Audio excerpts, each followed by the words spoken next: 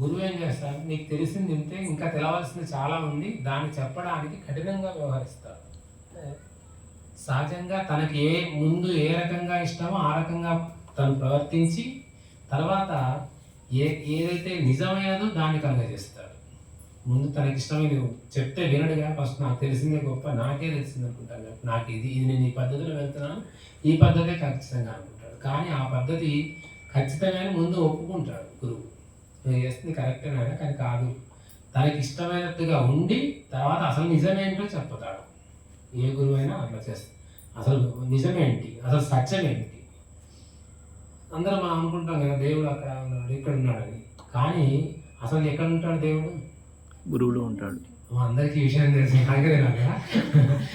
మరి హృదయంలో ఉంది దేవుడు భగవంతుడు అని అనుకుంటాం కదా. మరి అలాంటప్పుడు గుళ్ళల్లోకి వెళ్ళడము, ఈ సత్సంగాలకు వెళ్ళడము, ఇక్కడికి వెళ్ళడం, అక్కడికి వెళ్ళేందుకు మంచిది నేర్చుకోండి. మన దగ్గర భగవంతుడే మనలో ఉంది, ఇంకా అవసరం లేదు. అయితే భగవంతుడు మనలో ఉన్నాడు అని తెలుసుకోవడానికి ఇవి చేయాలి.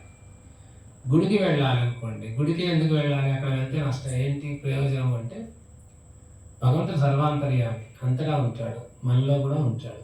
కానీ గుడికి వెళ్ళడం అనేది ఇప్పుడు టైర్లో గాలి ఎక్కించాలి, గాలి అంతటా ఉంది కానీ టైర్లో గాలి వెళ్తుందా? వెళ్ళదు కదా. ఎక్కడికి వెళ్ళాలి? గాలి కొట్టేవాడి దగ్గర వెళ్ళాలి. ఇది కూడా అంతే, అంతా వ్యాపించి ఉన్నా కానీ అది ఎక్కడికి వెళ్ళాలో మనం అక్కడికి వెళ్ళాలి. మనిషి మనలో కూడా ఉంది, కానీ దాన్ని ప్రభావితం చేయడానికి ఎక్కడ అవసరమో అక్కడికి వెళ్ళాలి.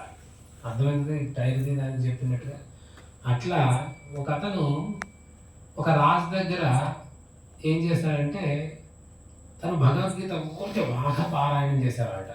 ప్రతిరోజు భగవద్గీత చదువుతూ ఆ రాజుగారికి ఒక ఆలోచన ఇస్తుంది, ఇట్లా కాదు కానీ అక్కడికి ఈ రాజమండపంలోనే ఒక మంచి ఈ చక్ర రథము, గుర్రాలు ఉండేటట్టుగా అర్జునుడు స్వారీ, కృష్ణుడు స్వారీ చేస్తున్నట్టుగా అర్జునుడు బాణం వేస్తున్నట్టుగా అలాంటి ఒక ఫోటో ఉంటుంది కదా, దాన్ని నేను చక్కగా పెయింటింగ్ వేయించుకుందాం అనుకుంటాడు. రాజు కాబట్టి ఏం చేస్తాం, మనమైతే ఏదో పెయింటింగ్ వేసుకొచ్చి వేయించుకోమని చెప్తాం. కానీ రాజు అట్లా కాదు. మొత్తం రాజ్యంలో ఉన్న ఎవరైతే పెయింటర్స్ అంటే చిత్రకారులు ఉన్నారో వాళ్ళలో అందరికి టెస్ట్ పెట్టి ఒక ఇద్దరిని సెలెక్ట్ చేయమని చెప్తారు. సరే, ఈ మంత్రి వెళ్ళి అందరినీ ఎవరెవరైతే ఆర్టిస్ట్ వాళ్ళు ఉన్నారో పెయింటర్స్ వాళ్ళందరూ తీసుకొచ్చి పరీక్ష పెట్టి ఒక్కొక్కరు అందులో ఇద్దరిని సెలెక్ట్ చేస్తారు. సెలెక్ట్ చేసిన తర్వాత వాళ్ళిద్దరి దగ్గర రాజుగారి తీసుకొచ్చినాక రాజుగారు చెప్తారు, మీరు ఎంత సమయమో తీసుకుంటాం, మీకు ఒక 6 నెలలు సమయం ఇస్తాను, కానీ నాకు 2 గోడలు చూపిస్తాడు, ఎదురు గోడలు.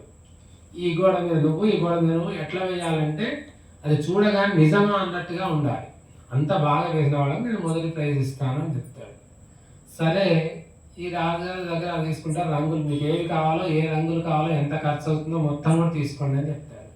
ఒక గోడ మీద పైన మరి ఒకరికొకరు కలవకూడదు కదా, వీడిని చూసి వాడు అప్పుడు కూడా కాపీలు కొట్టేశారు కదా, వాడిని చూసి వాడి కాపీ నీవు మనం కాపీ కొడతాం కదా ఎగ్జామ్లో, అట్లనే వాడు కూడా అట్లా ఎదురు కాపీ కొడతాడేమో అని చెప్పేసి మధ్యలో ఒక అడ్డ తెర కడతారు, కట్టి అవతల వాడికి ఒకటి ఇతల వాడికి పడిస్తారు. ఇతల వాడు పాపం మొత్తం చక్కగా పెయింట్ చక్కగా మొత్తం క్లీన్ చేస్తాడు, వాడు చేస్తుంటాడు, వీడు చేస్తుంటాడు. 6 నెలలు గడుస్తుంది. ఇతర వాడు మంచిగా పెయింట్ వేస్తాడు. ఇతర వాడు ఇద్దరు పెయింట్ పట్ట కట్టేసేసి పెట్టిన తర్వాత ఒక జడ్జెస్ పెడతారు కదా, 4 జడ్జిని పెట్టి ఎవరు బాగా వేసారో చూసారని చెప్తారు. ఈ 4 జడ్జెస్ మొదటి వాడి దగ్గరికి వెళ్తారు. వెళ్ళి తెర తెర తీసిన తర్వాత చూస్తే అత్యద్భుతంగా ఉంటుంది.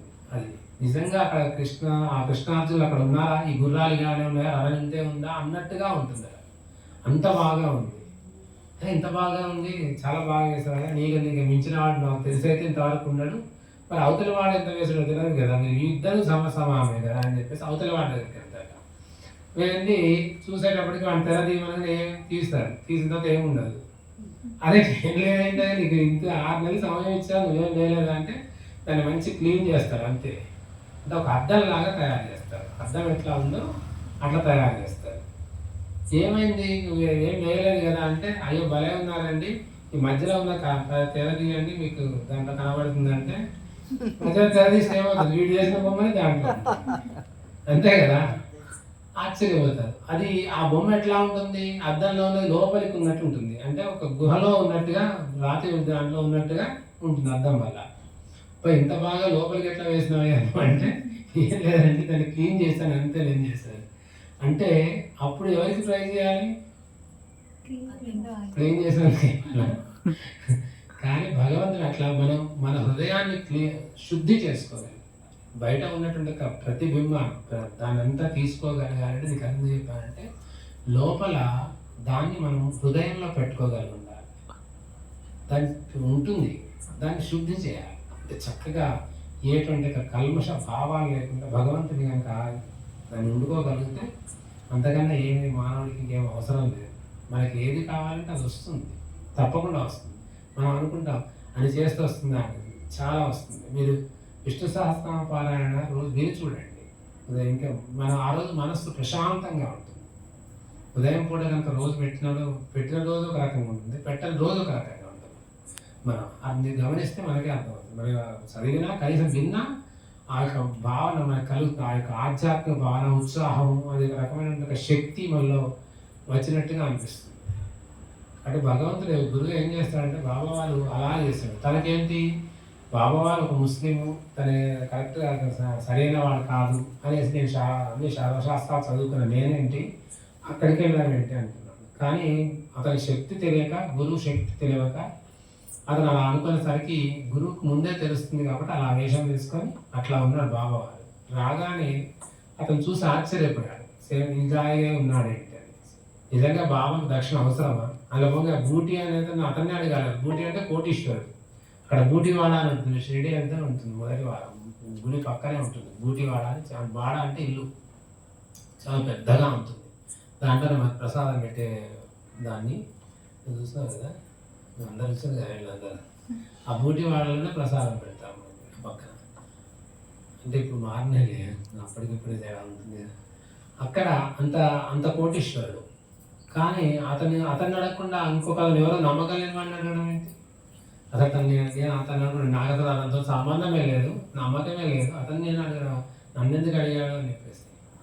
అందుకోసమని అతన్ని మార్చడం కోసమని, అంటే సర్వదా భగవానుడు గురువు ఏం చేస్తాడు, ముందు అతని దారిలోకి వెళ్తాడు. అతని దారిలోకి వెళ్ళి నువ్వు అన్నదే నిజము, సత్యమే అని చెప్పేసి ఉన్న నిజం ఏంటో చెప్పగలుగుతాడు. దానివల్ల మనకు అందుకని ఖచ్చితంగా ఒక అతన్ని తీసుకొచ్చి నువ్వు తప్పు చేస్తున్నావా అని అన్నాం అనుకోండి, ఏమవుతుంది? వాళ్ళకి కోపం వస్తుంది, వ్యతిరేక అవుతాడు మనకి. నువ్వు చేస్తున్నదే నిజమే, కానీ దీంట్లో ఈ ఇబ్బందులని కొంచెం అలవాటు పడతా చెప్తే అది చక్కగా వింటాడు. అంతే కదా. కాబట్టి భగవంతుని దర్శించాడు మన హృదయంలో ఉన్న మనం దర్శించేది మన హృదయం పవిత్రతను చేసుకోవాలి. శ్రీ సచ్చిదానంద సద్గురు సాయినాథ్ మహారాజ్ కీ జై.